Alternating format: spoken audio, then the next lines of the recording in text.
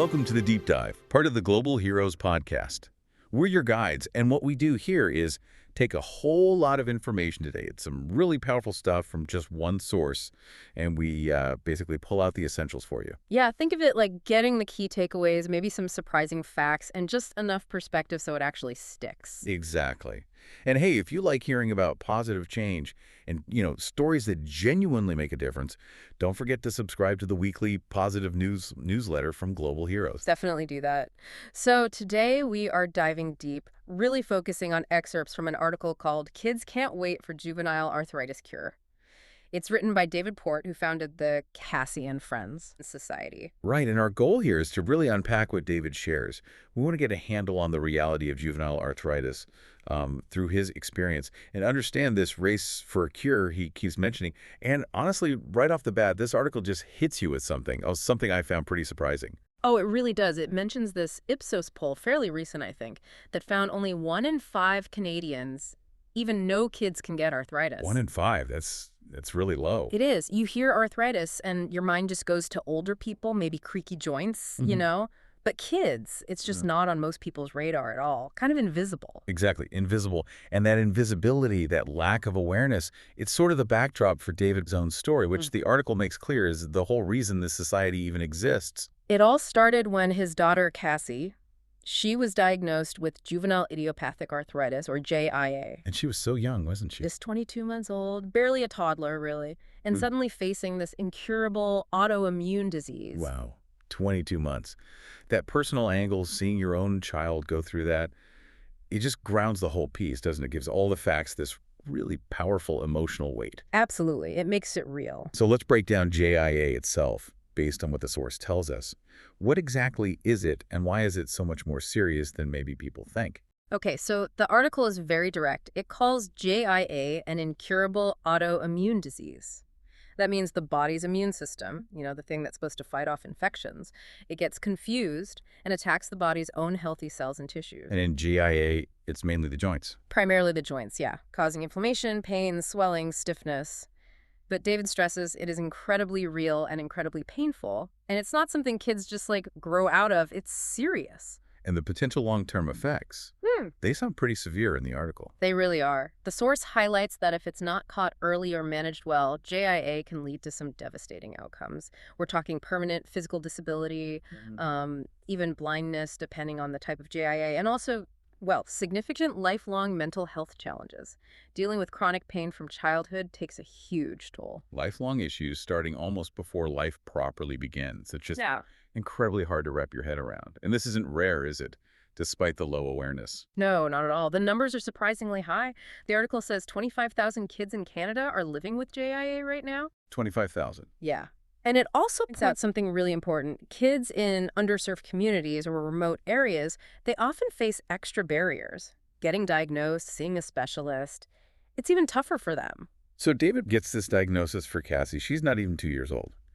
What was his first reaction? How did he cope, according to the source? Well, he says he felt totally lost, Yeah. overwhelmed, which, who wouldn't? And his reaction was interesting. He literally started running. Running, like physically running. Physically running, yeah.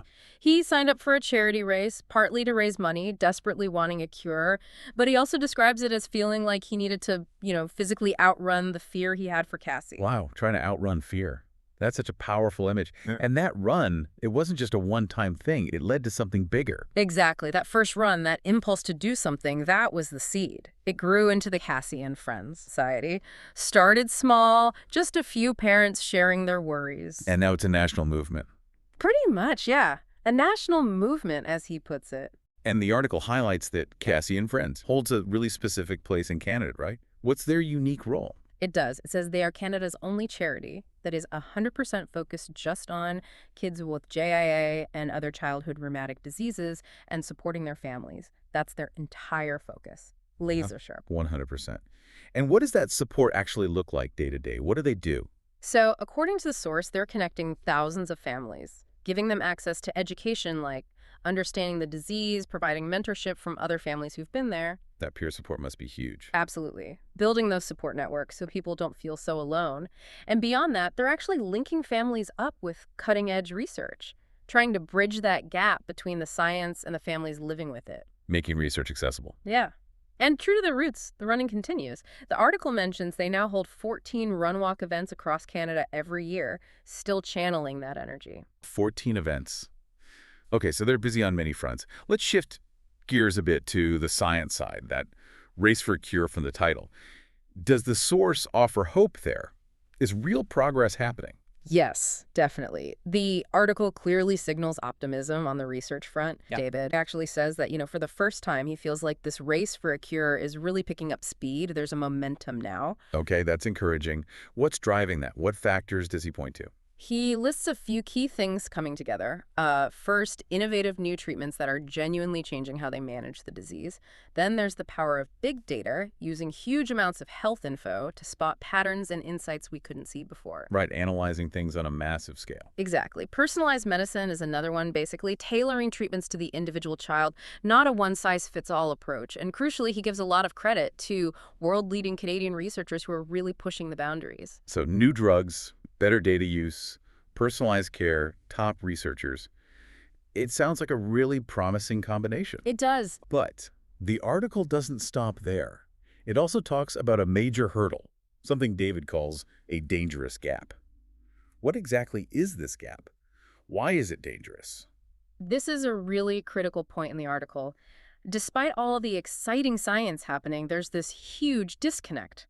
The progress isn't always reaching the kids who need it. That's the gap. It's not a science gap. It's more like a system gap, an awareness gap. Okay, and the source breaks down what makes up this gap. Yeah, it lists a few things. One, many families just don't know the symptoms early on, so diagnosis gets delayed. Two, even if they suspect something, getting in to see a specialist, a pediatric rheumatologist, can be really hard. Long waits, or maybe there isn't one nearby. So not every child sees one in time, or sometimes ever. Access is a big issue then. Huge. And third, even when good treatments exist, they don't always get to the kids who need them most. Could be cost, could be access issues again, could be delays because the diagnosis took too long. So the potential is there, but the path for kids to actually get that help is full of roadblocks. What's the bottom line? What happens because of this gap? David puts it pretty starkly. Without enough family support, without better awareness among everyone, public, doctors, and without real equity in getting access to care and treatments, too many kids are just being left behind. Left behind. Yeah. Missing out on the chance to benefit from the scientific progress, which means worse health outcomes, more suffering.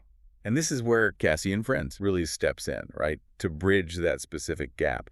The article uses a cool metaphor for their role. It does. He says they're not just cheering from the sidelines for the researchers and the kids, they're actually building the track. Building the track. I like that. Yeah, doing the groundwork so the science can actually reach the kids. That means supporting families right from day one, making sure they feel seen, connected, not lost in the system. And how do they connect the science back to the families? Make sure it's relevant. That's another key piece mentioned.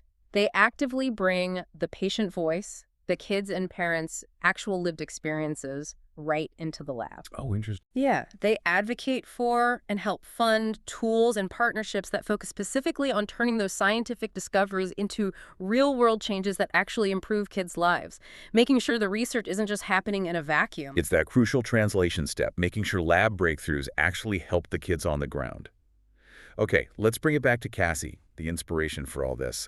The article gives an update on her. 18 years later. It does. David shares that Cassie's now in university, second year, which is fantastic. Yeah. But he's also honest that she still has tough days with her arthritis. Still, after all this time. Yeah, it's a powerful reminder that even with support and care, JIA is chronic. Her strength inspires him, obviously, but it also really underlines the urgency for all the other kids still waiting.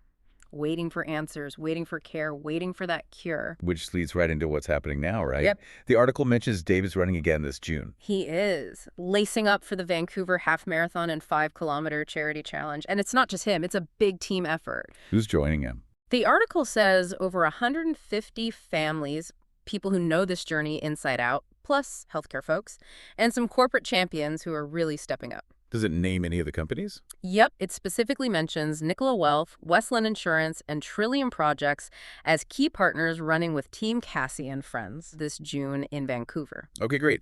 And the main goal of this run, besides raising money? It really boils down to visibility. raising awareness, drumming up support for these kids who, as David says, are just too often invisible to the public, sometimes struggling to be seen even within the healthcare system. So if someone listening feels moved by this, wants to help close that dangerous gap, what does the article suggest they actually do? Are there clear calls to action? Very clear. It lays out a few concrete things. You can literally join them, run or walk with Team Cassie plus friends at one of their events. If running's not your thing, you can donate directly to help fund their work. You can also just share the story. Tell people about Cassie, about JIA, help raise that awareness level. And they even have a hashtag to use online. Hashtag kids can't wait. Hashtag kids can't wait. Simple enough. Thanks for diving deeper with us. For more inspiring stories, subscribe to the Global Heroes newsletter, follow us on social, and stream It's a Beautiful World on Prime Video.